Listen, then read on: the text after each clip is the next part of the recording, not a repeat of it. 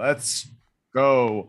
Here we are on the show. It's Roy and I on the tonight, and we're gonna have some flow. Flow, yo. I was gonna start this show by playing that Triple H promo from 2011, where he's like, "You're a martyr. You're a murder punk. You like." I look people in their eye. Everyone, this is Loser Leaves Wrestling. This is the woos and whats of AEW Dynamite. And we got the chat has exploded, Roy. It's exploded. The chat has exploded. I'll run through it real quick. Woodsy says, Woodsy the Beast, welcome, Woodsy the Beast. Woodsy's here. Woodsy, good to see you. A lot to talk about. Cool. Woodsy says, well, you guys got the punk heel turn you wanted. Yeah, and I think it's a work. Brett Pendleton, Terb says, LL Dub. Welcome, Turbs. Tony's right. It says, AW go boom. Wow. Good job, Tony Khan. You really did it. Joe writes, welcome to another AEW Dynamite. AEW equals all expelled wrestling. What? All expelled? That's a stretch, Joe. Because people get I see. It's a stretch. Terb says, Joe Redlitz, you are Jay Red. Yes. And Brett says, I've seen clearly now. LMAO. Tony writes, it's a new subdivision, AEW Kids. That's the new show. That's fun. Joe says, on this day I see clearly. They're doing a bit now. Hassan's here. Hassan Terrell. Hassan writes, cool. Love you, Hassan. Hassan. Joe writes, there are no winners in all this. Well, except for Mindy's Bakery. Not open on Monday or Tuesdays. S writes, so anything interesting happened tonight? Well, let's talk about it. S, welcome to the chat. S is here. S. Before we get rolling. That's S flying through the chat. As a WCW head like myself, S, can we all take it easy about comparing AEW to WCW 2000? Can we take it easy? Not true at all. It's good. This show proved this is not WCW in 2000. Did S say that? No, S didn't say that. I need S to back me up. There's a lot happening on Twitter right now. A bunch of people on Twitter. It's too much. It's nonsense. Should we talk? Let's just jump into the show and we'll talk about the pay-per-view as we go. Okay. We don't want to bring up. It's going to be brought up immediately. Yeah, it's going to be brought up immediately.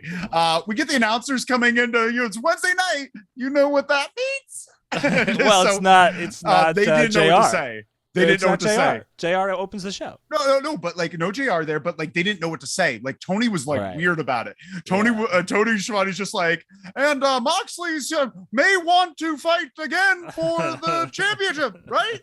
And immediately we go to Tony Khan, and Tony Khan, excellent for all his faults, knows how to get people hyped for something that they're not looking forward to. What do you mean not looking forward to? Well, they booed immediately when they said vacated the titles.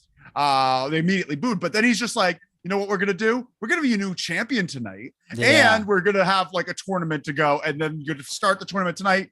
Really good way to start this. Really well. Like Tony Khan did such an excellent job. He wasn't like, oh, I'm hyped up and I'm Tony Khan. He was just like professional Tony Khan. He had a calm demeanor, which was great to see. He was in his little suit. He wasn't wearing his fucking hoodie. And he did things the right way, unlike last time. I was afraid that they were going to be like, it's going to be a battle royal, and the winner of the battle royal fights MJF. It's a tournament with guys who deserve to be in the tournament. They've all got a long history in AEW. It's great. It's fantastic. I loved this. This was excellent. I'm calling it right now. Hear me out. I'm hearing. There's a tournament, right? We all know there's a tournament. Darby Allin is winning, and then immediately MJF is cashing in and winning the championship. Okay. That's it. That's my prediction. Roy, did a ghost just come inside? Well, it was a lot of. I was half expecting you to start disintegrating from the face in. When like rain suddenly like a bunch of it hits your window and it's kind of like, what's that? Yeah, that's a prediction. Great. You don't like it? I think Danielson's going to win the whole thing. You think Danielson's winning this? I think this is so. I was saying in the Discord that it was Hangman's redemption story, but it's actually Danielson's. He's suffered 4 losses in AEW, 4 singles losses to Garcia, who he's already beaten, to Hangman, who he beat tonight, to Jericho, who he's going to beat next week, and to Moxley, who he's going to beat at main event or the big whatever it's called. Grand He's Slam. He's going to lose to Jericho twice in a row. And you think Jericho is gonna? And you think Darby's gonna beat Moxley? Darby's going to beat Moxley. And it's going to be Jericho versus the Darby. Big underdog thing for Darby. People like you could go either way with who wins it. They also have a history together. Yeah, they have a history together. And then like what you do is you have like Darby win, big feel good moment.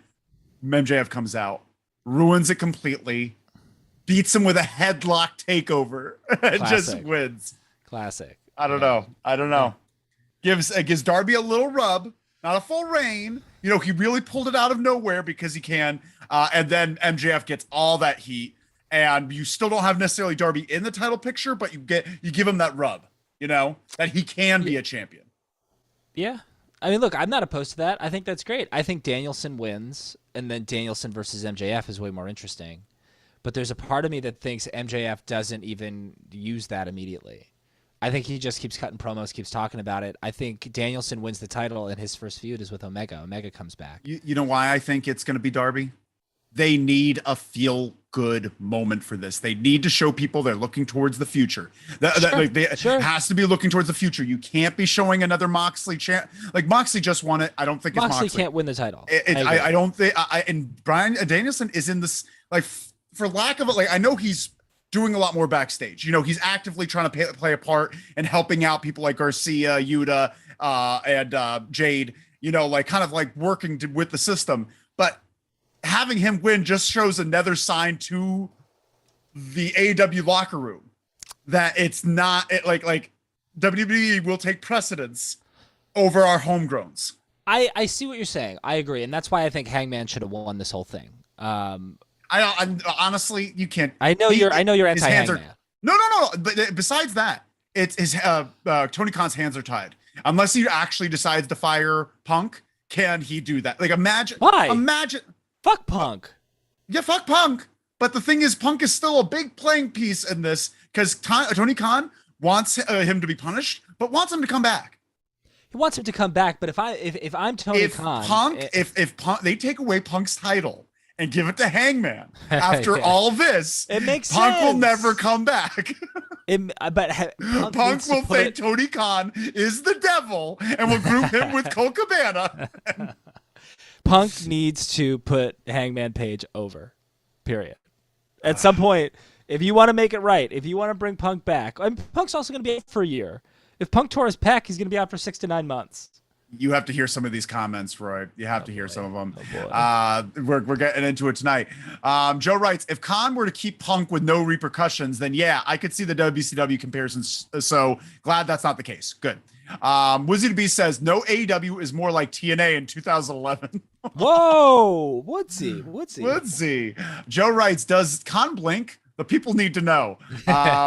Brett says the less they showed of the commentators tonight, the better. Lol. They all look pretty over it, even though they did each did great on commentary. I thought the commentary was great tonight. Great tonight. Really. Tonight. Yeah, S says, you're correct, Wonder Boy Roy. This isn't WCW 2000. I mean, the situation was bad. At least scissors weren't involved. It could be worse. I'm assuming Arn Anderson and Psycho Sid.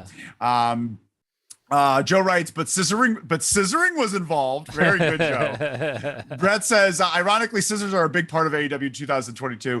Woodsy says TK only had a half an ounce instead of a full ounce of Coke. That's why he was so professional. S writes, I want it to be a battle royale with the winner facing MJF at Grand Slam. Why would you want that, S? I just made fun of that. I'm sorry, S. I made fun of that. S writes, I want the winner of the battle royale to be Eddie Kingston and for him to win the belt in New York City. That would be nice. That's nice, but Eddie, if he does win, it has to be a longer road. It has to be a longer, harder fought road for a very short snippet of time. But I got to tell you, your concept, your theory of like somebody winning it and then MJF immediately cashing in, there's nothing better than hometown underdog Eddie Kingston winning the title and MJF immediately cashing in and ruining everyone's night. Honestly, that would be a better moment because Eddie is so much more over. I'm with Roy. Danielson is winning. He's the legit top guy. Joe writes, if Danielson loses, then it's clearly Mox's. Brett writes, I think there is a 0% chance of Darby or Sammy winning this thing. I don't think so, Turbs. Okay. I don't think so. I Brett love writes, when you think outside the box. 0.000% chance. Tony writes, tonight was a very big loss for Hangman. It was. We'll talk about it in a little bit. Continuing to tread water until the Bucks and Kenny come back, because it's all about them right now. Oh, well, we have more to talk about with that too, I guess, just in terms of who would their feud be anymore? I know. Redley 697 is here. School trip to Mindy's Bake Shop in Chicago. Brett writes, Hangman didn't deserve to win. He is still involved in this whole Elite Punk thing, even if he wasn't starting fights Sunday. We have decided, Roy, yesterday on the Discord, Roy and I went to Wrestler's Court.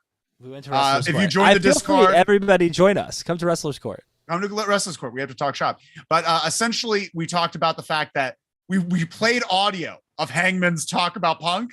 Yeah. And let's just say he was playing with nails. It was pretty spicy. It was pretty spicy. So I think he should be punished as well. Sorry.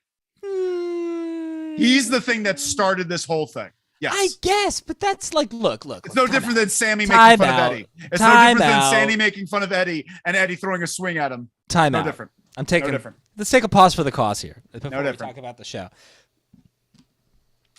All of these things that Eddie said, all of the things that MJF said, like Eddie straight up said, "You're toxic and no one wants you here." MJF said a line specifically that's like, "Oh, if you don't get your way, you're gonna sue." Like he said all these things. So what Hangman said wasn't exactly like. I get it was different. Like a little more personal. It's different. But still, if I was MJF, if I was Hangman, I'd be like, "Look, like I'm sorry that I said that, but like I looked at all the other promos that have been cut on you, and what I said wasn't really totally different." So, it was that it wasn't discussed or talked about, and I bet that they were. That's the difference, because obviously he's not bringing up those instances. I'm sure there's more. Baby. Is Eddie Kingston a baby? Eddie Kingston a baby? No. Why? You know why Eddie Kingston's not a baby? Maybe he's a baby, but he's not an unprofessional baby, because he went to Pie Face Sammy, but he did it backstage. You're right. They tried to make it one-on-one. Punk. You're right. They're both babies. They're both babies. Eddie Kingston and CM Punk are both babies. Eddie Kingston is a baby wearing a diaper and a bow tie. Where? Partner? We have what is this? What does Hangman deserve to win? What was that to make? Brooklyn Bleak says, "Oh wait, we have so much to talk Brooklyn about." Bleak, what's going on? Brooklyn Bleak is here. What's up with Danielson making up his face and fanning away his extended handshake? What? I don't remember that. We're gonna have to be specific there, Brooklyn Bleak. Yeah. Brett says, "Also, Hanger sucks anyways." Hot take.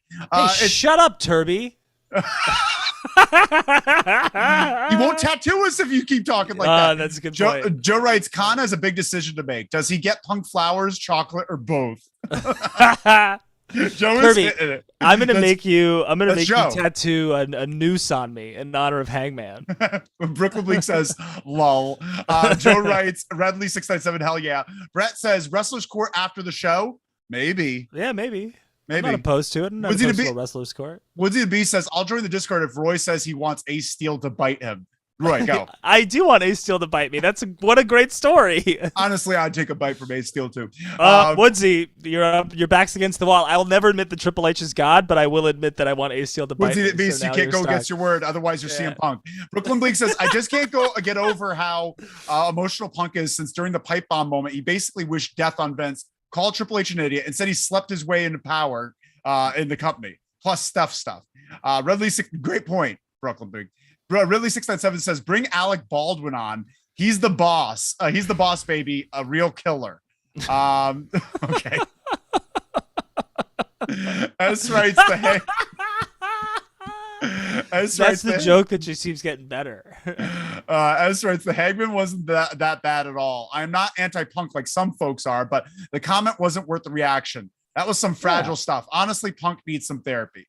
Sure. Brooklyn Bleak says, in the beginning of the match, he fanned away Hangman's handshake and made up his face. I didn't notice that. Kind of like, I didn't notice that. I didn't notice that, but that's okay. Woodsy the Beast says, what's the email? It's loserleavespod@gmail.com. Loserleavespod@gmail.com. We have to start talking about this goddamn show. Talk about this show. Because MJF is coming out. Oh my God, here he comes. MJF comes out to all the fanfare that New York can give him. He runs around, he's kissing babies, he's running around showing everyone all the love. And he's just like, you know what? I love AEW. Everything he said before, I was just kidding. I love AEW. I love you fans. Everything I said is, and one of what the thing is, like, there's another guy with an M name that led his people through the Dead Sea. And like, he's just like, I'm not saying I'm better than Moses. I'm telling you I'm better than Moses. And AEW needs leadership. He was saying that, which is a nice little hint of what's going on in backstage. Mox comes out, but then he's like, you don't have the heart for any of this, blah, blah, blah. And wait. Before we jump to Moxley, I want to shout out Taz in this, because Taz is loving it. And he's having such a good. He's like, this guy is the best. It's so good. He comes over when MJF comes over and like daps up Taz, and because they're actually friends. They both are on Long Island. They both hang out, and I love that like Taz is like kind of laughing and having a good time. And you just hear Excalibur say like, "You're not really buying this, are you?" And it's so good. It's so good. Because right after that, he immediately says he hates everyone. They're the worst football team ever. He's just like, it's disgusting. I can't believe I said all that. I also loved when he was like, he said something about like a woman being like fat and ugly or something. He's like, just kidding. Meet you after the show. And it was beautiful. So funny. You're beautiful. It was so good. And then he wants to take AEW Championship to a real company with real wrestlers. You know, my favorite wrestler, he's talking about his favorite wrestlers. He's like, I can hang out with my buddy old Cody Roller Coaster Rhodes, and I can hang out with a real con in this industry, old Saint Nick. And he's just like, I want to play the game. It was so good. And he's bidding war of 2024. And we're very excited. Mox says that this is not the time or the place for him to leave now. Otherwise, things are getting ugly, which was a great move. And they had MJF leave, which was smart. He got his heat in. He's not someone that's going to overpower someone he leaves. And then Mox just lays the State of the Union. Amazing. Mox lays down the State of the Union. Basically, he's pissed and embarrassed, Roy. Yeah, he's pissed and embarrassed. If I lost to CM Punk. Wait, damn it. Yeah, sorry. Yeah, there you go. Oh, what happened? It's blocking everything. Oh, no. That was too big of a fart. Yeah, it was. There it is. All right, that's the last one. Yeah, I would be too. Be too.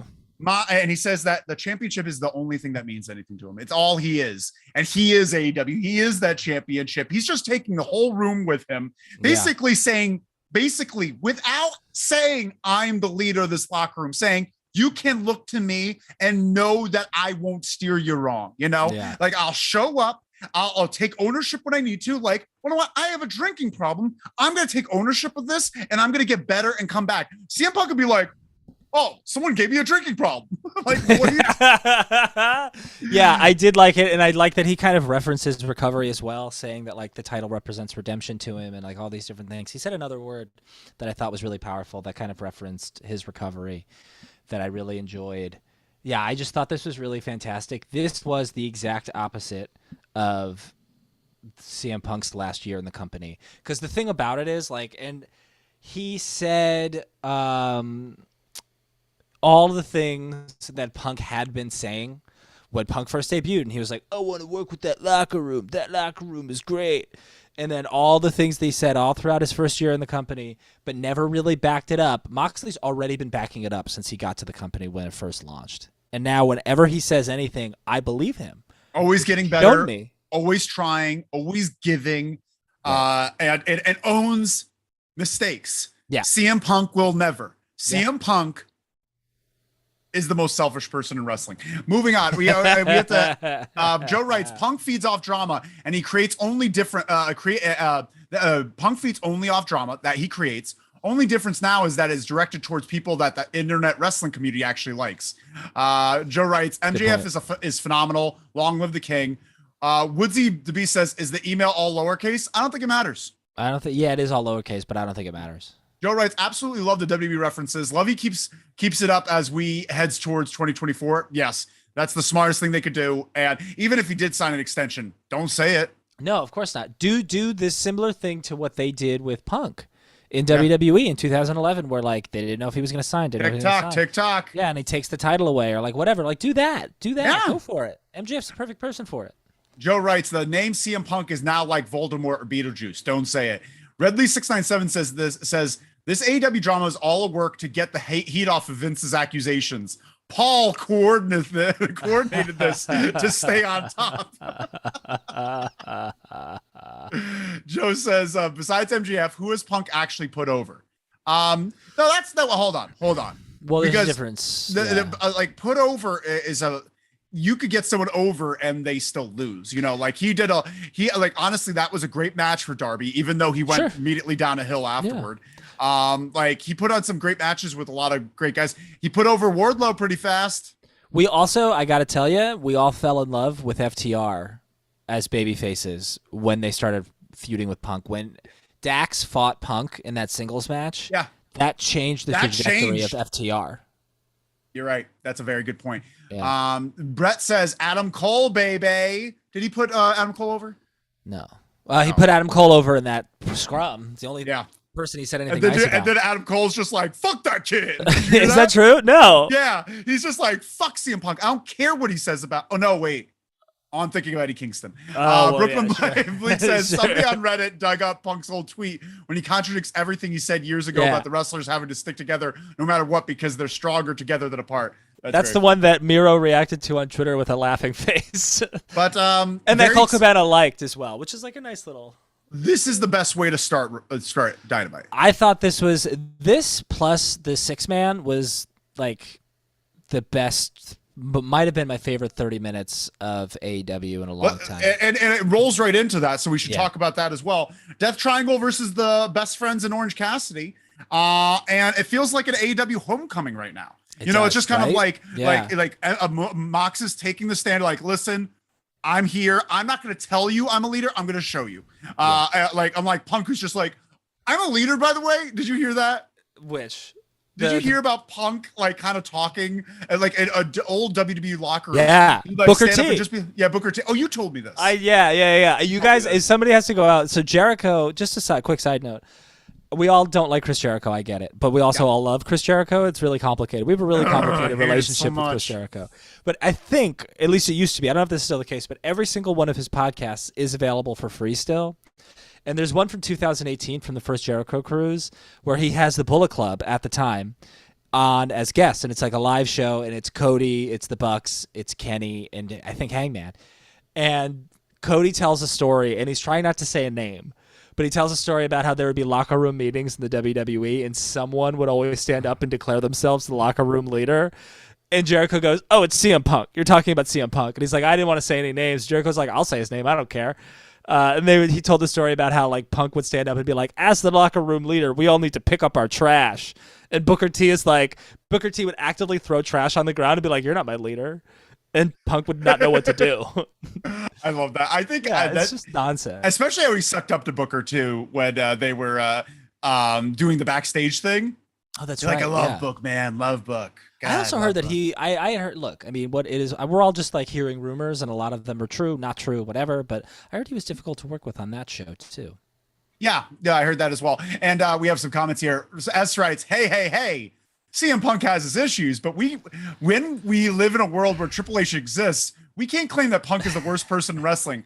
Okay, let me just say this right now. Is CM Punk probably have a better heart? Probably does. He gives more towards like his community, that type of stuff. Sure. Who would I want to spend 5 minutes with? Triple H. I'd like to hang out with Triple H any day of the week before I have to hang out with a extended period of time of letting CM Punk talk at me. I'd rather hang out with CM Punk, but only because we have stuff in common. No, wait until you disagree on something. You're the devil. I have a really unpopular take here, possibly, but I'm just going to throw it out there. Triple H has done more for wrestling than CM Punk. Yeah, that's a fact. Yeah, it is a fact, and partially that's undisputable fact. Like because of NXT, and but even if you before that, even I'd say CM. I'd say you'd have to stop Triple H's career at 2005 to say that CM Punk has had more of an impact. Well, let's just keep going because that's a rabbit hole. That's a rabbit hole. That's a rabbit hole. That's a rabbit hole. Redley697 says, no joke about the previously mentioning of Alec Baldwin. If he created a character with a mix of his characters on Glengarry Glen Ross and Dr. Seuss's The Cat in the Hat, would be legendary and deadly. Joe writes, I love you, I love that you rolled your eyes, but you still read it out loud. You got it. Joe writes, I love you, S, but can we please go 10 minutes without insinuating that Triple H is the worst person ever? He's putting on good shows, showcasing talent that most of us really like. He's putting on fine shows. He's doing great. They're fine. Hey, they're honestly the rate of it getting better. Sure. And the amount is amazing. Amazing. He's building right now. He's in the building stages. Brett says Triple H the wrestler is very different than Triple H the booker, it seems. Triple H the wrestler is a great wrestler. Triple H the wrestler buried a lot of people. No, he did not bury the booking, buried the people. His matches with them made them look good.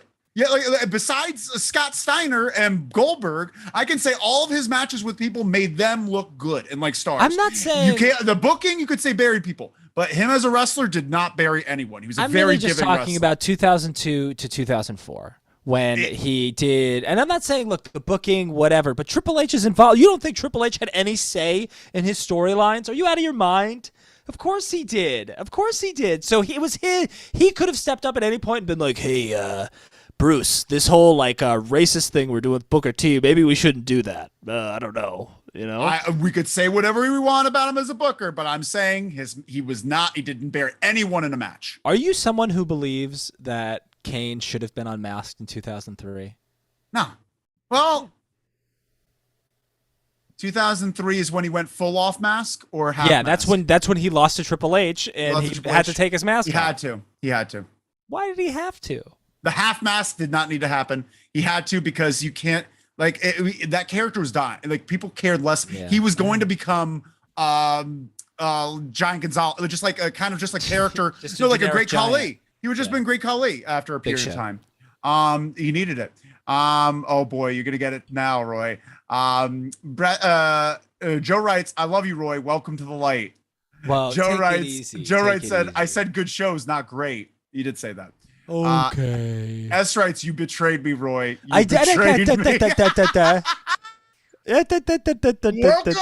jungle. We got fun games.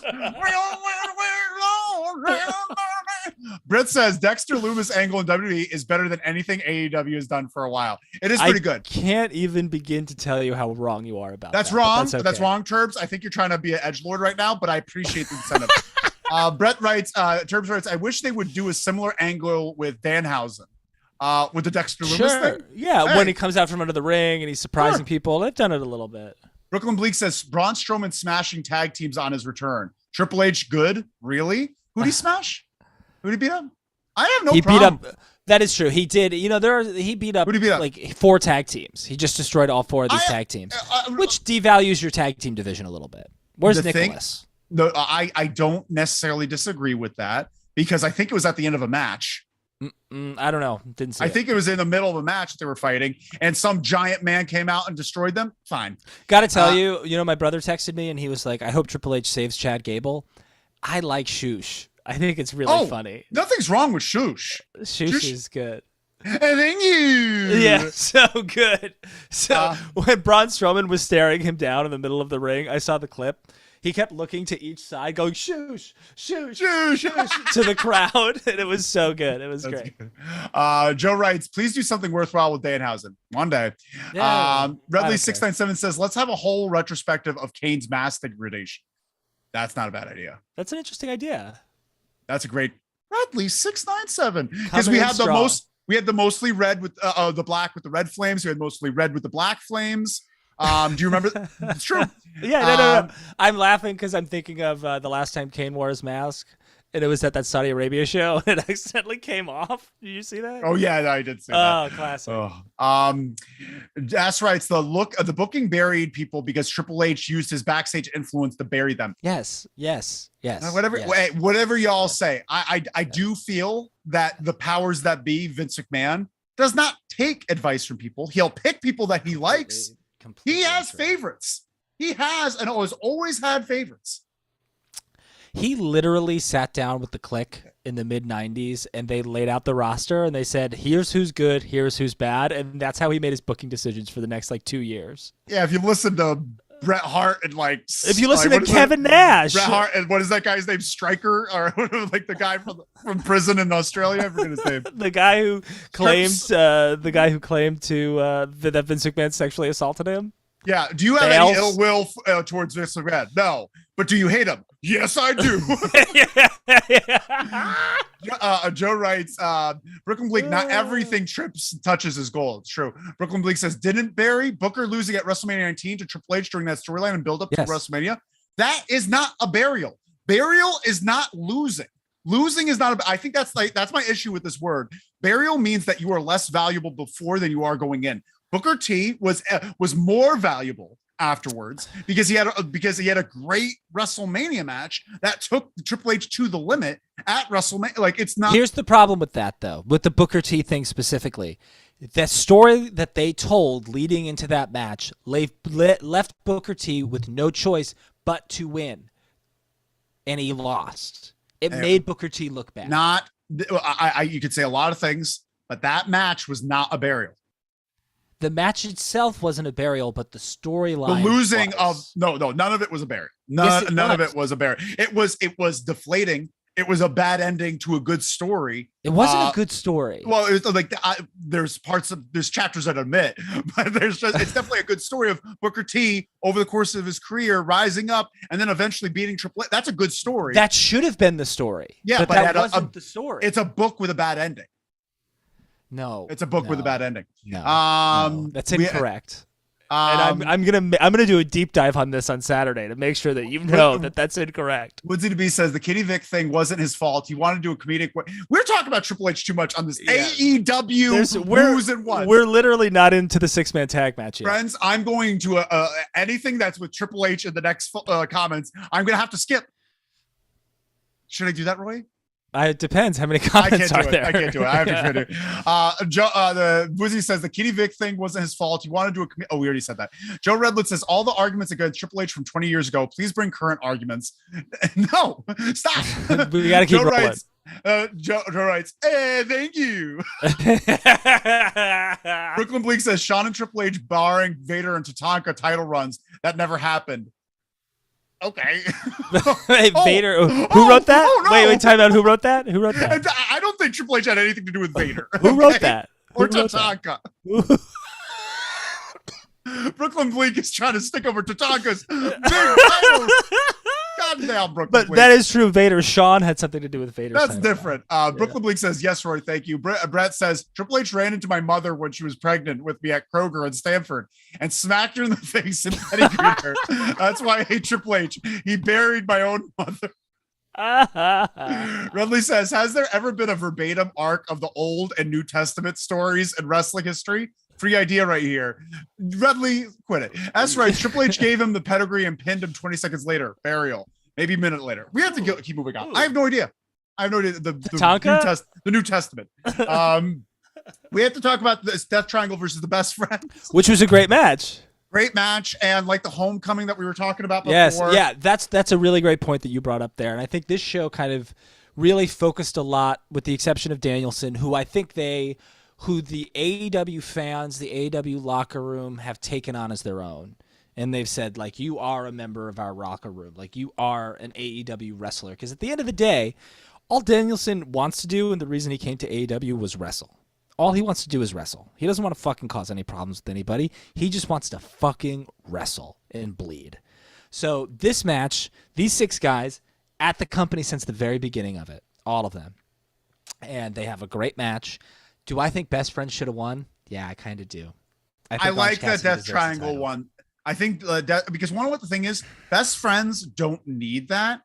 I think Death Triangle needs a little bit more, honestly. Sure. And besides needing it, I would like the moment when they do win the trios titles to feel bigger.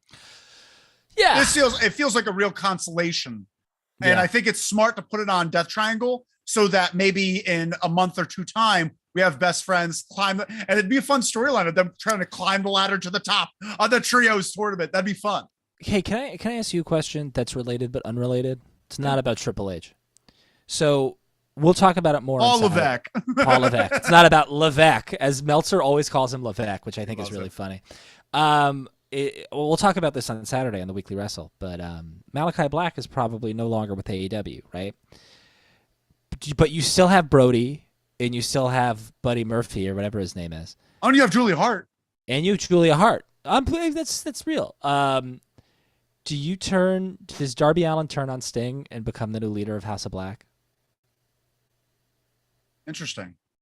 I almost would prefer that Sting become the leader of House of Black. Yeah, you got to think long term. Want to what you do? Sting gets the trios titles. Sting does it, and then he takes Jungle Boy in. Wow. And that Jungle Boy. Honestly, I don't think that's a good idea. But I do think, one who I think the Sting should be working with, Jungle Boy. Sure. I think that's a better pairing, because I think Jungle Boy could learn a lot from this man that's not a good talker, that's charismatic with his body more so than with his mouth. Two white meat baby faces in their prime.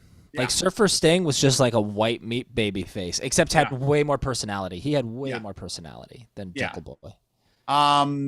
We got, but yeah, I'm happy that Death Triangle won, and we won with the red arrow on Chuck, which was Chuck. A good old match. Chuck had to take the pin. We knew Chuck was going to take the pin. S writes, how about Death Triangle? We're talking about him. Joe writes, talking about him, Brett, in a shocking twist, Triple H is now your papa after winning a Brett on a pole match. Brooklyn Bleak says the titles come back to Death Triangle's fight right. The titles coming back to Death Triangle feels right. That's true. I think so as well. Brooklyn Bleak says they just gave Black like a vacation time off period. Is that true? It's like a release, but it's like a very heavily conditioned release. And he's got 4 more years on that contract. So maybe it's like, hey, you're going to we'll give you your release. You can't wrestle anywhere though. And maybe it's like one of those things where it's like, you can't wrestle anywhere, but if you do want to wrestle somewhere else, give us a call and we'll talk some more and see if you want to come back here. Something like that. Maybe. Turb says Miro turns to dark side and joins the pagans. Also interesting. Honestly, like that makes a little bit more sense to me. That spot's open. Joe writes, and honestly, his style works well with it. Joe writes, surprisingly, Jungle Boy had a good promo tonight. We'll talk about that soon. Redley697 says, alternate reality theory. What are y'all's theories on what the state of WWE would be if Kurt Angle married Stephanie McMahon instead of Paul? That's pretty funny. Who said that? Redley? Yeah. Wow, a little wrestling history there. Pretty good, Redley. Honestly, I think that Triple H would still be wrestling. Sure. And I think he would probably be working as an agent of some sort, or maybe of live events, something like that. I think he'd be in creative. He'd probably be in probably. Creative. Woodsy says Malachi pulling a Pillman. I don't think so. That's interesting. I do wonder, but I think Tony Khan's too smart for that. He knows his wrestling history too well to be fucked like Bischoff got fucked. Fucking idiot. I don't know. He brought CM Punk in and didn't say anything when he started talking off. What Bischoff is? Bischoff, in the immortal words of CM Punk, is an empty-headed fuck. That's what Eric Bischoff is. I do like empty-headed fuck as an insult, but Hangman Page is not an empty-headed fuck. As a human being, he is not an empty-headed fuck, and I take great offense to that. Who? He called him an empty-headed fuck? CM Punk called Hangman Page an empty-headed fuck, and then an empty-headed fucking idiot or something. Then we're in the back with Tony Schiavone with the Dark Order, and they get 2 words in before Andrade's goon comes over to speak to 10. Jose the assistant. That's his assistant, not his goon. And then Andrade comes over, and they want to buy 10. Which they should. Yeah. Should they? The Dark Order and Andrade's group are literally graveyards where people's careers go to die. Well, here's the thing. Can I just real quick, right? We're talking about this, like that last match felt like a homecoming. And then the main event is like 2 of your like young pillars, and 10, whether you like it or not, is not necessarily a pillar, but he's a young, underutilized big guy who's a homegrown talent. You got to get that mask off of him. You got to get him out of that stupid fucking gear. You got to reinvent 10. See what he's got. Give it a shot. Maybe he's better than Wardlow. The Dark Order is much better with just Evil Uno and Silver and Reynolds. Yeah. 10 doesn't make sense. None of them made sense in there besides those 3. No, yeah, those 3. Everyone else in the group and Stu made Grayson. Sense. Yeah, I miss Stu. I miss old Stu. So that's happening. We got Penelope Ford versus Tony Storm. And honestly, not a great match. No, it wasn't great. I think Penelope Ford's wrestled one match like this year. This is a perfect moment to not have a match tonight, to kind of like celebrate Tony's win. Yeah. Like, because there was, All Out had 3 title changes. Yeah. 3 new champions. And we're not talking about it at all. This should be and since you vacated 2 of the ones that had a new ones, why not celebrate Tony Storm tonight? Why not have the halfway mark be like Tony Storm's in-ring celebration and have something happen, to create a story for this. Instead, you're just having her be the working person's champion, the workhorse champion. Yeah. And like, that's every single woman's champion is the workhorse champion. I'm going to wrestle the next night. This. Yeah. There was no promo. There should have been an angle. Like, where's Hikaru Shida? They did this Britt Baker, Jamie Hayter thing. Like, why aren't they kind of building on that a little bit more? Like, they didn't do enough tonight with the women's division, as always. But I was hoping, like, with Tony Khan moving the women's segment, the one women's match, up to the first hour in a better position, I want him to do more with it now. Add more to it. The thing is, like, I don't think the position has ever truly mattered on the show. It's always been the content sucks. They're not getting stories. They're going in cold. All their matches going cold. Yeah, I think all their both, matches going cold. I think it's both. Yeah, I'm sure that would help, but like, I feel like the reason that they're having shitty ratings is because you're not giving good content in those time slots. Yeah, exactly. Exactly. It's stale. Redley says, or his heart will explode, referencing Triple H if he didn't marry Stephanie. Brett says, what would have happened if Tess really married Stephanie instead of Kurt or Paul? They were dating. They were actually dating in real life. In real life dating? Tess and Stephanie McMahon were dating in real life. Oh, I didn't know they were real dating. Yeah. Joe writes, that's one hell of a dark mirror universe, Brett. Me no likey. Brooklyn Bleak says, what happened with Stacy Keibler? Stacy Keibler ends up going with the big bad booty daddy, and she's never the same. That's what happens when you go. She'll become one of those freaks. Yeah. She'll howl at the moon. I used to love that rap that he would do, but also I thought it was indecent. Brooklyn Bleak says, your last name is the assistant. Get out of here. Well, they called him yeah, that's fine. Joe writes, effectively Sunday's All Out no longer happened. Thank Punk for that. S writes, what was your favorite match at All Out, fellas? We're hardly even mentioning the pay-per-view. Thoughts? Best match of that night was what was the best match then? For me, it was the trios match, but the trios titles match. Bryan Danielson versus Jericho, I really liked. I loved Acclaimed versus Swerve and Glory, that's the one. Which was really also really fantastic as well. Brett says, hopefully the women's division. What about US? Yeah, let us know what you thought, S. And those it proves now that Rhoda's not. I don't like that language there, bud. You watch that. Who said that? Darby? Pilot Johnson. Hey, Pilot Johnson in the chat. Pirate's Johnson here. I'm gonna hang here for a bit. Pilot Johnson, welcome to the show. Pirate, hang out. We're having fun. We have to move on, Roy. We have to move on. Keep rolling. Next, we get Angelo, Cool Hand Angelo. Oh, I love this. Talking in the back about Hook and Action Bronson. Oh, this is so good. Not only did Hook take him down, but so did Action Bronson. Yeah. And there's going to be a match, a tag team with 2.0 versus Hook and Action Bronson. I can't wait. This is so good. Action Bronson from Queens. It's going to happen at Grand Slam. Hopefully he performs his own theme song, which is great. Hopefully he eats like a really good croissant before or after the match. Have you ever seen his show? Yeah, during. Oh, he should have a sandwich on the side, and he should power up like Popeye.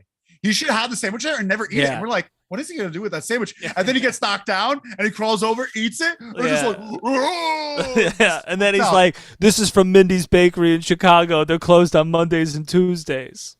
Pirate Johnson says, I didn't even see AEW tonight. Oh man, well, we'll talk about it. Hey, yeah, we'll catch you up. Joe writes, the women's division won't mean anything until Khan actually gives a damn. Sadly, that ain't happening. It's true. It's true, Joe. We'll see. Pirate Johnson says, cheers. Cheers, Pirate Johnson. Cheers, Pirate Johnson. We're going to give you something. I have to give you something here. There we go. You got a little honk. Little honk. It's classic. But then we're getting the Acclaim comes out, Roy. Yeah, this is great. It's interesting. Acclaim comes out, And they immediately get interrupted by Swerve. Yeah. Immediately get interrupted by Swerve. And Swerve starts talking, but Billy cuts him off and says, "This ain't your house anymore, Swerve. It's Daddy Ass's house." Yeah. Big pop. Really big pop. Biggest run of his career right now. Biggest run of his career. It really is. I would really like to see Billy Gunn versus Keith Lee. And I'd like to see Keith Lee kill Billy Gunn. Oh, I can't wait. Maybe. But we get that, and then they're going to have a second match, essentially. Acclaim versus Keith Lee and Swerve. At Grand Slam. Again, at Grand Slam. That's exciting. Are they going to drop the belts? No. You don't think so? Maybe. I just don't like that they're doing, like, they lose the match on the rematch. Like, I don't necessarily like that a lot. That happens a lot, though. The rematches tend to be the time when people win. Yeah, and I just think Tony Khan needs to be an agile booker and recognize that, like, the Acclaimed, who's an actual tag team and not two singles wrestlers as a tag team. And the reason I'm declaring that now and haven't in the past is because I read an interview with Swerve where he said, yeah, we're two singles wrestlers that are a tag team. So if your two guys in your team think that, well, then that's just true. Yeah. So you should put the belts on the Acclaimed. And on top of that, the Acclaimed are white hot. People fucking love the Acclaimed. Biggest pop of the night might have been for the Acclaimed. Yeah, no, 100%. They were hot. You're right. They were hot. Pirate Johnson says, hated that Sheeta wasn't mentioned by Tony during the media scrum. The media scrotum. Pirate, you rascal, Pirate. That's Pirate Johnson for you. Ding dong. Who's there? Pirate Johnson. No, that's W. Morrissey. I used the wrong sound effect. Yeah. S writes tag match trios, then world title match. Tag match trios, the world title. Action Bronson has S wrote that. And then S writes Action Bronson has lost a ton of weight and is now super into eating clean. Yeah, awesome. Good for him. He does look great. Good. And he threw around Angela. Look good. There's I don't normally get down on this guy. I have no problem with him, but he did an interview with Ariel Helwani. Action Bronson did, and it's so good. He talks about going to like the ECW arena. He was at the curtain call, the WWF house show. That's pretty cool. In '96, he was at the curtain call, and Ariel Helwani was like, "Man, who are you with?" He was like, "I was like 12. I was with my mom, dude. It was me and my mom." That's kind of sweet. It's so cool. Brett says, "Look, Thunder Rosa was sandbagging opponents and was all around just not very charismatic or interesting. I hope Tony retains when Rosa comes back." I think she will. I think she will. I hope so too. She was going to beat. She was going to beat Thunder Rosa at the pay-per-view, so I think he'll just maintain that. Brooklyn Bleak says bigger than Billy and Chuck. Lol. That's his biggest run. But I'll tell you what. Not many people are bigger than Billy and Chuck. Am I right? That's a sexual joke. Joe writes that Acclaim need to win those titles ASAP. Agreed. Brooklyn Bleak says actions workouts are kind of intense though. Yeah. Well, when you're that old, you gotta work a lot of like Iron Sheik throwing the weights over his head thing. Oh, I got to do that. I want to get those fucking Persian like clubs. Yeah. Pirate Johnson says, Pirate Johnson, love you. Thank you so much. And great name. Join the Discord. Yeah, join the Discord. LoserLeavesPod@gmail.com. We'd love to hear from you. Pirate Johnson says, love that John Silver made an interim BTE champ. That's pretty funny. Really funny. Now if only Kenny and the YBs could get suspended long enough for a one-night tournament, we could get trios interim belts too. It's silly. Yeah, so we're getting that match, a rematch of Acclaimed, and that's good. Yeah. Again, originals, homegrown talent. Yes, 100%. All over the show. Next we have Tony in the back with Chris Jericho and Sammy Guevara. This was a little strange. It was good, but it was a little weird. You know what Chris Jericho found, Roy? What? The Fountain of Youth. Yeah, he sure did. He found the Fountain of Youth, and now Where did he say Magellan went to go look for it? Who's the guy that went to look for the Fountain of Youth? I have no idea, but could you tell me Cortez? Could you tell me what a BC is? Yeah, best wrestler. I don't know what BC is. But he said BC. Yeah. What is we? I love that he took a second, especially to be like hashtag that. It's gonna catch on, in his head. He's like, I'm gonna say hashtag. People are gonna hashtag that shit. It's gonna grow. He's such a fucking nonsense. No, it's not. No, it's not. Pirate Johnson says, with all the interim belts, it's a damn shame Jericho didn't have a spare belt when he left his on in the taxi a couple of years ago. Did he leave his on in the taxi? Remember, he was the first ever AEW champion. And he lost the belt. The night that he won the title, he left it in a cab. And then someone tried to sell it on Craigslist. How does one link the Discord? Wait, I don't want to link it here, Pirate Johnson, just in case the bots get there. You're going to have to email. Yeah, send us an email. loserleespod@gmail.com. We won't put you on a mailing list, Pirate Johnson. We don't have anything to tell you. We don't know how to do it. By the way, list. I need access to that email again, and Moet won't give me access. But yeah, and Sammy says something too about Turtles because he's 10 years old and 2 years too late. 2 years too late. Yeah, Ricky Starks did it, and no one else should ever do it again. Yeah. Now we have, speaking of something we should never do again, Wardlow versus Tony Nese. Wardlow versus Tony Nese. This was important, though. I didn't mind this. Oh, you think so? You think this was important? Well, I'm not trying to be competitive, even though that was very competitive. Let's go. It's the thing is, it's Tony Nese does not get a ring entrance again. What's the point of this match? I have no idea what the point of this match was. Look, I think ultimately you didn't need to have the match because it was the post-match that was important. Because Wardlow has been fucking completely forgotten about since he won that title. No one gives a shit about that title anymore. But people seem to still like Wardlow, so you needed to bring him out after the pay-per-view and reestablish the TNT title and reestablish him. So he gets on the mic, he cuts his little promo, says it's Wardlow's world, and does his thing. But now that means now the TNT title is back in my head. Whether it worked or not, that was the purpose of this, was to reestablish the TNT title, and they did. This is not the way to reestablish the title. The after thing, but like the match, like honestly, like these type of matches aren't champion matches. They're not championship matches. Right. Like the fact that Tony Nese is getting getting this opportunity is pretty stupid. And the fact that they squashed him immediately with no ring entrance. Yeah. Why would we even have him be champion? Why, if you don't take him seriously enough to even give him an entrance, the championship should not feel this way. They should not feel like nothing.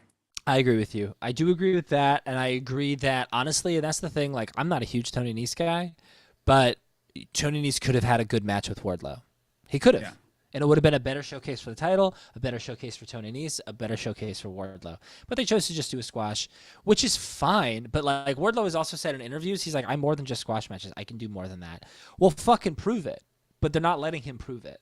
That's not his fault necessarily, but I don't know. But the whole point of this, whether it was good or bad, was for us to be like, oh yeah, he's the TNT champion. Well, time to get into a feud, Wardlow. It should be with Powerhouse Hobbs, in my opinion. What? Powerhouse Hobbs should be feuding over this title. Oh yeah, I agree with that. Wardlow. I think that would be a great 100%. Redley697 says I'm a bot. Pirate, I believe it. Pirate Johnson says best recent hashtag I've seen was AEWTF. That's pretty fun. Oh, that's funny. Brooklyn Bleak says MJF wins interim title, beats Punk quick like Mox, but it isn't satisfied and gives him another chance on the spot. But the stipulation is loser leaves AEW. Ooh. Who said that? Brooklyn Bleak. Yeah. Okay. Well, there's there is no interim title. The titles have been vacated, which is great. Mm-hmm. Yeah, it's not. There's no interim thing. This is vacation, like vacated. Yeah. Brett says vacation, baby. It's vacation, baby. Vacation Johnson. Yeah. Brett says Wardlow is wrestling. Nap time. Joe writes Wardlow's world equals bathroom break. Very good. Great job. As writes Tony Nese is a good worker. Yeah, he is a good worker. I used to have crickets. And he's a little... It's fine. That's okay, fine. Went over like a fart in church. Yeah, I mean, he is a good worker, though. That's the fart in church, the echo. Yeah, that's good. And he's had good matches in AEW, but they just never let him really wrestle. I mean, his matches against Sammy were good.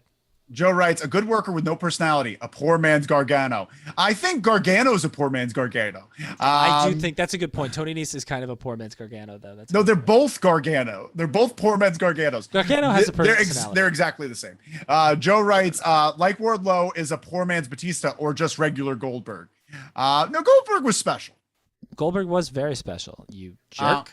Not anymore. I'm going to start just burying these people on this chat. As writes, Johnny Gargano is a poor man's Johnny Gargano. I said that. Who said that? I guess said that? Me and S are on the same page. Yeah, it's about our common ground is the hatred of Johnny Gargano. Pirate Johnson says, on either YouTube show, AEW does it, bugs the fuck out of me that only the winner of every match gets an entrance and mentioned by commentary beforehand. How could they not realize it makes the show suck? Very good point, Pirate Johnson. Pirate Johnson's coming in hot. Brooklyn Bleak says spelling his last name Nese instead of Nice kind of backs up the boring comments. Lol. I have no idea who's Tony Nese. Oh, S writing Tony Nese spelled the name wrong. And Brooklyn Bleak's calling out. Let's not make fun of people for bad spelling errors. Hey, I do it all the time. The fuck out of here. No, don't say that to Brooklyn Bleak. We love Brooklyn Bleak. Empty-headed fucks. No, I don't know. I wasn't paying attention. I don't know who said what. I'm kidding. Brooklyn Bleak yelling at? So good. Brooklyn Bleak and I have a lot in common. We have a lot of common ground. You do. Woodsy the Beast says the feud should be the Daddy Magic, and Daddy Magic squashes Wardlow in 16 seconds, finally bringing true prestige to the TNT title. Let's go. Pirate Johnson says Wardlow is Mason Ryan or Mason Ryan. Brooklyn Bleak says, whoa, yeah, that's too hot for YouTube. Like that. What's too hot for YouTube? No, Brooklyn Bleak helped out. Brooklyn Bleak's just like, too hot for YouTube. What is? Roy, we just said we can't say it. It's too hot for YouTube. That's not appropriate for us. Joe writes, Johnny Gargano is charismatic. Why can't you people see that? Why can't you people see that? Joe writes, he will be the heart and soul of WWE. Wait and see. Oh my God. I just love that Joe's got his crew. Joe just has his crew. Brooklyn says, I'm not just backing up the Nice stuff. I know you're not. I know you're not. I'm not sure what's going on. No way. Really 697 says, empty-headed freaks, huh? Wow, Royster. Thought the best of you. Wow. You angered the bot. The bot. Redley 697. I'm just repeating what I heard on YouTube on the media scrum. That's all I'm saying. But did you notice that Wardlow is... Did you notice his voice cracking? His voice cracked? Good. Yeah. Get fired up, Wardlow. Shit. It sounds like this. It's not good. Sounded like Don Knotts. Oh, well, Andy. Welcome to Wardlow's world. Well, I've been to Wardlow's world a time or two. We have to get it going, Roy, because we get Bryan Danielson versus the Hangman. Yeah, we sure did. By the way, I'm also seeing that there's a lot of you watching, but not a lot of you liking. Let's fix that, right? Yeah, let's like it up, baby. Could you just like it a little bit? Could you just like it a little bit? Brian says Bryan versus Hangman, and Hangman chopped Bryan Danielson pretty hard in the throat a couple times. I don't think, I went back and I watched it again. I don't think he actually hit him in the throat. I think Danielson just sold the throat. Maybe, I don't know. Maybe. But I thought this was okay. I thought this was an okay match. You had an issue with it? I didn't have anything. I just thought it didn't pop like their title matches, but it didn't have to. It didn't have to. It was good. It was good. It had its moments. I thought it was good. I feel like the whole time I was watching the match, I felt like Hangman was like, boy, it's been a heavy few weeks for me. I'm so sleepy. Pryor Johnson says, my bad. In WWE, they were as underused as Wardlow, though. Mason Ryan. Joe writes, Danielson is my crew too. Wrestling genius. I know. But Danielson doesn't count as a member of your crew because he's a member of all of our crews. Yeah, he's everyone's crew, Joe. Come on now. Yeah. But yeah, a good match. I'm not mad at it. Yeah, it's a good match, and I think I got word a couple of times. I'm glad that Hangman didn't win. Yeah, I guess I wanted Hangman to win. Hangman deserves the title. He doesn't deserve the title. Put the title on Hanger. You're saying he deserves the title? Like his last was such a big success, and he's done so much great stuff since. It wasn't. Can we just agree? There's other people that should get it before him again. Now, but we're never going to agree that he had a bad title run because he didn't. I'm just saying he doesn't deserve it now. It was just unfortunate timing. Can we agree he doesn't deserve it right Darby Allin doesn't deserve it either. Can you agree that he doesn't? Well, I think he deserves it more than Hangman. That's not true. Why not? Because what's he fucking done in the last year besides lose all the time? Killed his body. So I think he's done a lot more for the company than Hangman has in the ring. Yeah, he's 100%. We got Redley 697 says real life work. Harry Styles side spitting on Chris Pine. Thoughts? Did you see that? I did see that, and I guess it was spitting. Was it actually spitting? Hawk Tui. I think someone should take that and put an Iron Sheik's Hawk Tui right over it, which would be really funny. Somebody do that. If anyone has the capability, do that. Brooklyn Bleak says the Hanger versus the Dragon 3 is the third best in the trilogy. Yes. The Hanger versus the Dragon. Yeah. Joe writes, so many people deserve it over Hangman. Yeah. S writes, Hanger. Yeah. Oh, here's your friend. Hanger Danhausen. He deserves every title. Who said that? S. That's right, S. Thank you. He taught me how to love. Yeah. We learned it from Colt. Joe writes, Darby is unique. I'll give you that. About? You trying to talk shit about Colt? No Colt shit talking on this show. No, I wouldn't shit talk Colt. I think people talking shit about him. Poor Colt Cabana. Hasn't said a word. Literally hasn't said a word. Joe writes, Darby is unique. I'll give you that. Hangman is just there. That's right. Oh my God. Who said that? Now we have to keep talking. We have to talk about Jungle Boy, Roy. Jungle Boy, he's going to take years off of Christian Cage's life. And Luchasaurus, isn't it funny that you used to carry me to the ring? Because I used to carry you through our entire tag team. This is fine. This is a fine little promo. This is the type of promos he needs to be doing. Careful, safe in the back until he gets his handle on things. Yeah. Right? Yeah. This is, when he thinks he's cutting a good promo, he's just saying a bunch of insensitive things. Want to hear about my least favorite part of the night? Sure. Stokely Hathaway comes out. Man. Stokely Hathaway comes out. So they've been building up this thing with Stokely, I guess, where he's handing people cards. He's setting up the super team. Did not like that he came out in a mask and grabbed the ladder.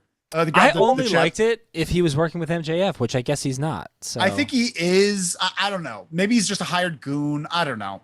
But either way, he comes out and he's just talking about how, that was the greatest moment in his life. And then as soon as he says that, literally seconds in, they're telling him to wrap it up, which is usual for AEW, of course, because they can't have any segment go longer than 2 seconds. Yeah, but that's not real. We know that's not real. I know, but he calls the person over, and then they beat the shit out of him, Roy. They beat the shit out of him. Well, the Gun Club do. Ding Dong Morrissey just stands there like a fucking idiot while Lee Moriarty walks out of the light. He just starts dancing around in different areas. It's just such a disjointed group. None of them feel like they're a part of a group. And Stokely, as leader of the group, really should have gotten everyone together and just be like, let's look like a unit. I like the way they looked. I didn't mind that. Everyone was doing different things, and not even different things like, oh, you're your own characters. It's almost just like, one person said just to stand there. One person said to dance. It looks so disjointed. They all looked uncomfortable. I like except for the Gun Club. Well, the Gun Club, yeah, they're just buffoons. There are a couple of things that I like. The WWC Morrissey, W Morrissey, Ding Dong, Ding Dong was standing in the back because he's protecting the group, making sure that they're okay. What I really don't like though is that, what's his name? You know his name. Stokely's a fucking great talker, and they never, ever give him the opportunity to really talk. He always gets cut off. He only says 1 or 2 sentences. You gotta let this guy go. Let him go and let him explain himself. What's this group? Yeah. Why are they here? What are they doing? Let Stokely talk. Literally, they came out and did nothing. This is the laziest thing because they just caused such a disruption. They ruined a ladder match. They ruined a ladder match. An opportunity at the heavyweight title. And say nothing. It was the worst segment on the show. If there was an opposite of the LLW Hall of Fame, it would be this segment. Yeah. Man, what a terrible thing. We got some comments here, Roy. Oh my God, we got some comments here. Brooklyn says it was a success. What bizarre world comments are these about the hanger? By the way, the reversal of the knee into the dead shot pile driver was cool though. That was cool. Although good. I got nervous that he actually dropped Brian on his head. I got a little nervous there. Brian could do that though. He's good. Brett says, come on, Red. I am trying to get nuclear heat with Roy tonight. Tell him Hangman sucks. Roy? Yeah? I don't want the rat. Derbs, you're on your own on this one. Pyro Johnson says, let's go make a Cult plus Punk Beavis and Butthead shirt and make tens of dollars from it. That's a good call. That's not a bad idea. Let's put Cult and Punk on there and then the whole thing. Joe writes, for the record, I don't hate Hangman. He's just boring. The kind of boring you all claim about Gargano. I actually do think they're in the same realm of boring. Oh my God. But I think that Hangman, when he turns it on, can turn it on. And he turns it on well. And I think he's had I will say Hangman, more creativity. Up until he left for his baby. Was one of the best runs in AEW. Yeah. One of the best runs in AEW. And ever since he came back and won that title, it's been a bad run. Nah, I don't think that's true. Redley says found a Christian Cage figure at Target and it was so depressing looking. Pirate Johnson says when Tony asked what was on the card from Stokely, my money is on it being just leaked nudes from blackmail. What? I think it says Wikipedia editor. Oh, I don't know what that means. Joe writes Christian figures outsell no one. Lol. Oh, that's funny. That's good. Brooklyn Bleak says, does Stokely's group even have a name? Nope. Not yet. Pirate Johnson says more than half being Paige, formerly WWE-ish, doing photo bombs. Lol. What are you talking about? Talking still about leaked nudes? Let's keep rolling here. Leaked nudes of Paige. Joe writes, Roy, everything you were saying about Stokely has been criticism of Danhausen's booking since day one. Has been by criticism of Danhausen's booking since day one. Yeah. That's yeah. Just Pirate Johnson says more than half. Oh, it's the same thing. Pirate Johnson says had some lag on my end. My internet sucks, to be honest. No worries, Pirate Johnson. Hey, Pirate, you're in a safe place. PJ, we like to call you PJ here. Oh, PJ. Now then we have a little Claudio Castagnoli versus Dax promo, which is exciting. Nice. That'll be a fun for the Ring match. of Honor title. Yeah, that sounds good. I think Rampage is looking good this week. Yeah, I'm excited for Rampage because also I think we're going to be getting Darby versus Sammy. Yeah, and Deeb. And Deeb? Deeb versus who? Deeb versus Madison Rain. Okay, let's go. That's good. That should be pretty good. That's gonna be good. That should be pretty good. I think that's gonna be good. Yeah. Next we have some guy comes out and starts rapping. Do you know who this guy is? West Side Gun. He's from he's a rapper and he's from Buffalo and he's friends with Daniel Garcia. And he's pretty famous, I believe. He's good. Yeah, I think he's pretty famous. So he starts rapping, and then we get Daniel Garcia versus Wheeler Yuta in the main event. Yeah. Great match. And it wasn't what I liked about it. Wasn't too long. No. Like a 15-minute match. And it was high intensity. High intensity the entire time. Hard hitting. And Daniel Garcia got a clean win. I think one of his first clean wins. Yeah. I guess, it was one of his first clean yeah, sure. Yeah. I'm not totally sure about that, but yeah, let's go with it. I wouldn't count Brian Danielson having the headaches. I think he's probably had other clean wins, but like his heels or maybe they're like this is like the first clean, big, like high profile win for him. And that's really exciting. Yeah. And he won the title. Yeah. And he's the pure champion as he should be. And Brian Danielson comes out kind of taking the heat away from Wheeler Yuta a little bit. And puts the title on him. I think it would have been a better sign for Wheeler to do that and Brian Danielson come out and raise both their hands. Yeah, to a certain extent. Because I think Wheeler lost the title. It's kind of insulting for another wrestler to come out and just be like, you just beat that guy for the title. I'll put the belt on you. Like, you don't think though that this was also like in storyline head games that he's playing with Jericho because he's fighting Jericho next week because Jericho comes out and he's upset and that's how they go off the air. I think it's a little bit of both. I just think that's not Brian Danielson's MO to do head games. Yes, he's more about the wrrestling. But he's also about head games. Is he about head games? He played head games nonstop with Jericho and with Hangman when he was feuding with Hangman. Yes. He's a mind games guy. Okay. But I do think it was a little insulting to Wheeler. My take. Sure. My take. I don't disagree with that. Pirate Johnson says, Brooklyn, it's the House of Truth knockoff. What in the world are you talking about, Pirate Johnson? What is the House of Truth knockoff? You're trying to trick me. Joe writes, I heard that most rampages for the rest of the year will be live. That should help immensely.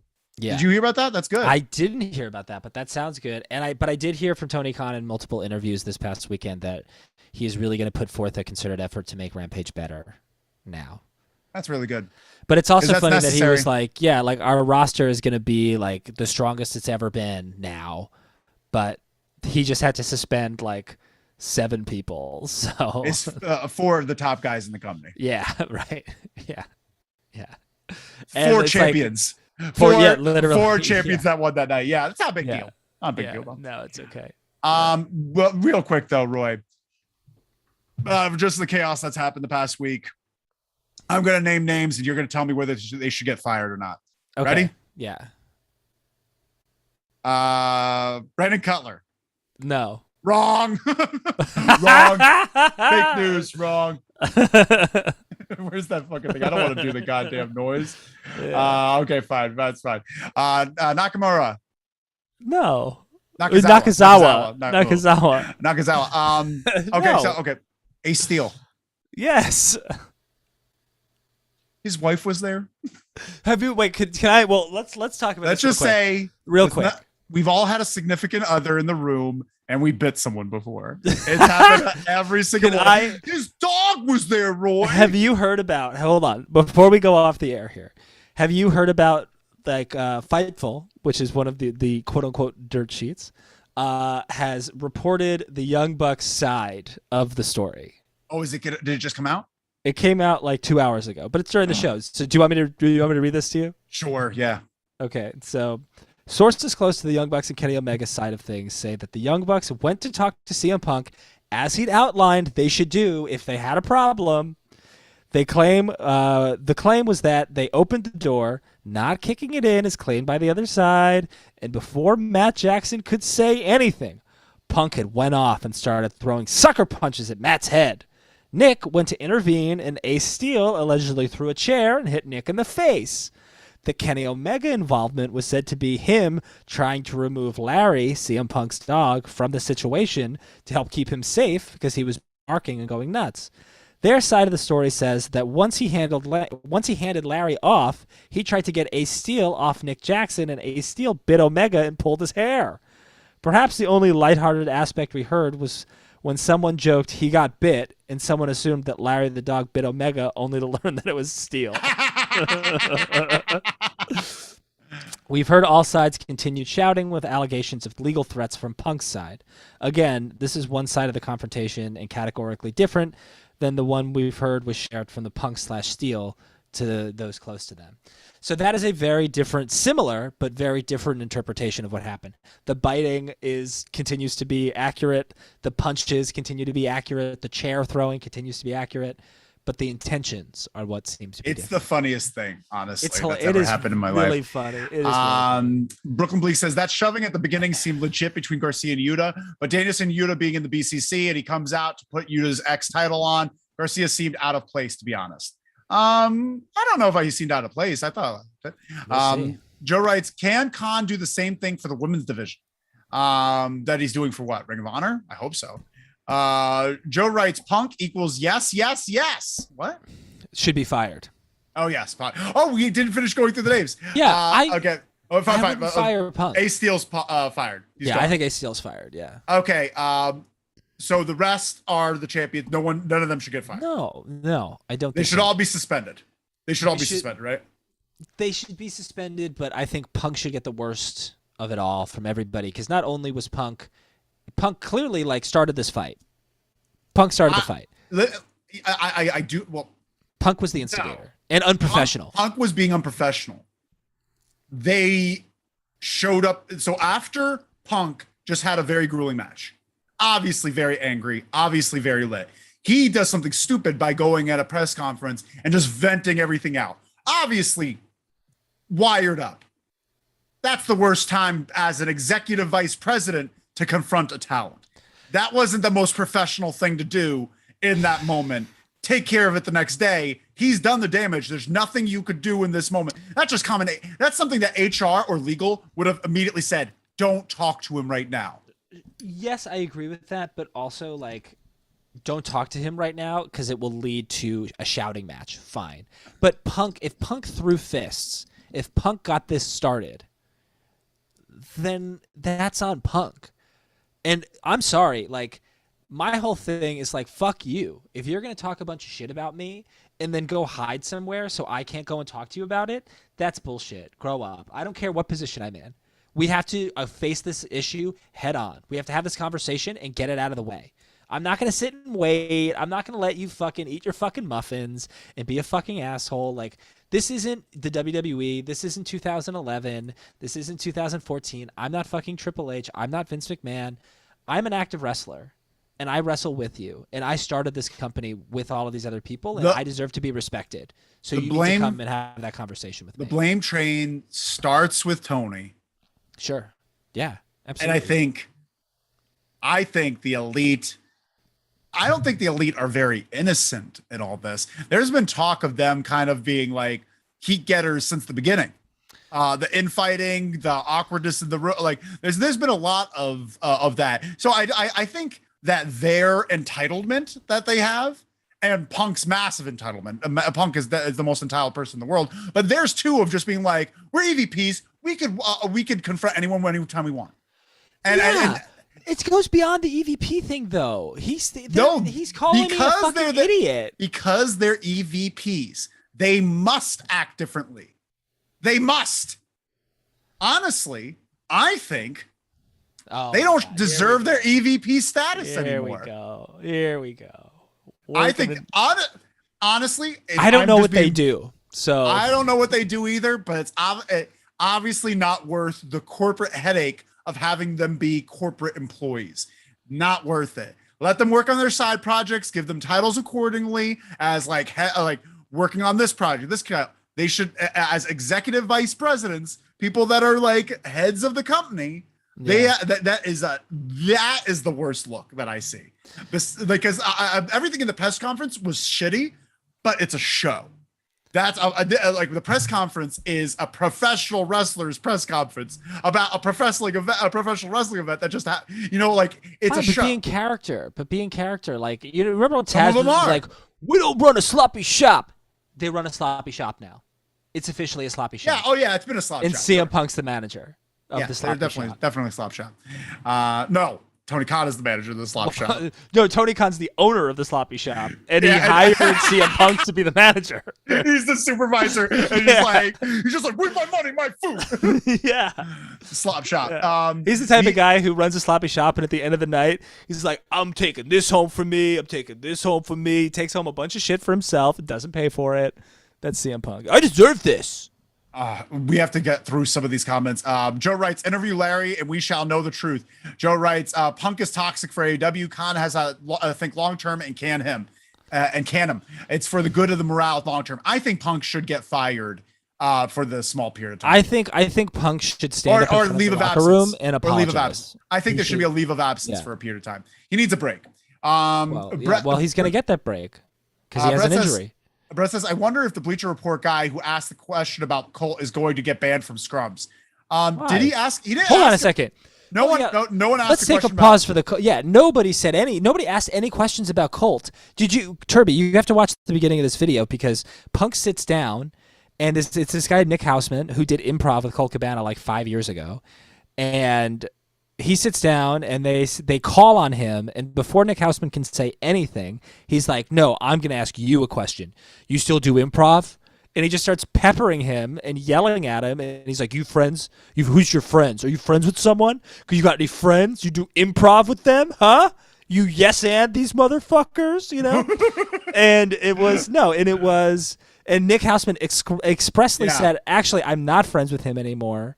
We don't see eye to eye on things. And then Cabana or Punk didn't know what to say because he was like, all right, well, sorry. I guess I said that. But anyway, he's a piece of shit. And then went, and I love at one point where he's like, if it was you guys who did this, then fuck you. If it's not, I'm sorry. Shut up. Brooklyn Bleak says, remember how Guevara came back to Jericho and took Garcia's spot in a pay-per-view match? Feels like Garcia is doing that to Yuta's spot in the BCC. It does feel that way a little bit. That's not bad. Then Yuta should beat TNT for the title.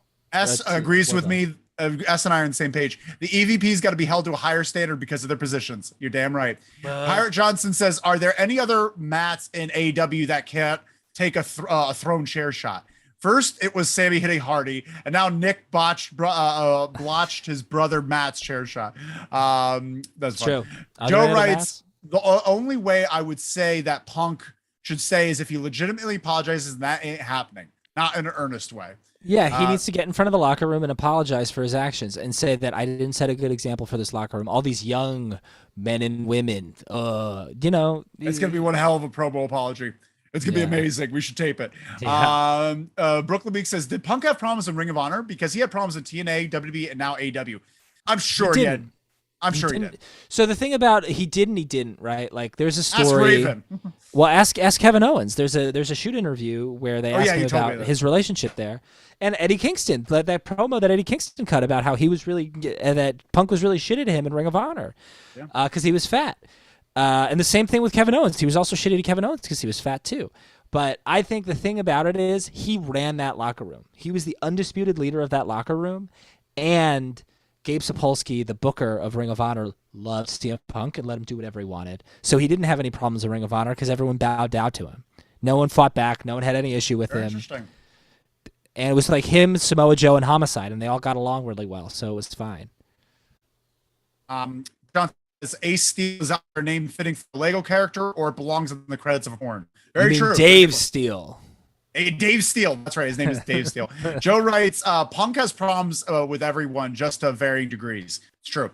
S writes, I think we should blame Triple H for booking shows on the same weekend as All Out. It led to a lot of stress in the AEW locker room. It was Trips that caused this.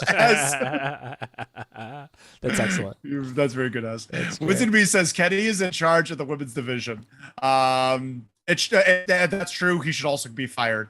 Brooklyn Bleak He's says, not in charge of the booking. He should be suspended again. Brooklyn Bleak says, Ace Steel. Yeah, it does. Brooklyn Bleak says, send Punk to rehab with Jeff Hardy and film them interacting. Yikes. Buyer Johnson says, Ace Steel, kids, catch another exciting episode of his adventures every Saturday morning at 9 a.m. on your local Kids Fox network. That does feel like a Fox Kids. It does. And Brett Pendleton says, oh, my bad. I thought the Bleacher Report guy asked about Cole. He did not. Nah, Wrestling Inc. But Roy, we have to get out of here. We gotta get out of here. We're out of time. Hey, everyone, have a great night. We'll see you at the Weekly Wrestle this Saturday, and get home safe. Get home safe. We teach classes. See ya. We teach classes 7 nights a week at the Broadway Cineplex. loserleavespod@gmail.com. Have a great one. Join the Discord. See ya. Bye-bye. Bye-bye. Why now? Why now? Why now? Late.